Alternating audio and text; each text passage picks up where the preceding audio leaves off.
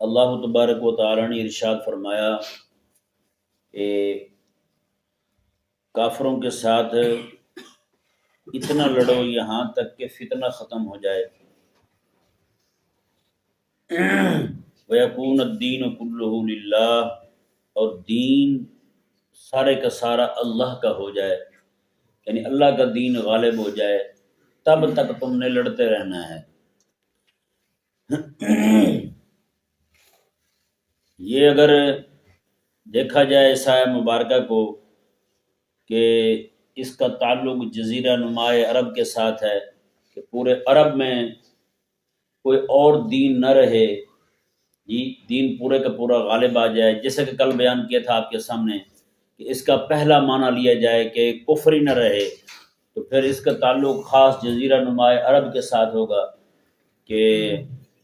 اگر اس کو عام مراد لیا جائے کہ کفر ختم کرنا ہے تو پھر تو امت پر آج بھی جہاد اسی طرح فرض ہے جس طرح اس وقت جہاد فرض تھا، جیسے اس وقت لازم تھا اور فرض تھا ان پر کہ جہاد کریں اہل ایمان کہ کفر کے خاتمے کے لیے، تو آج بھی ان کے لیے اسی طرح جہاد فرض ہے،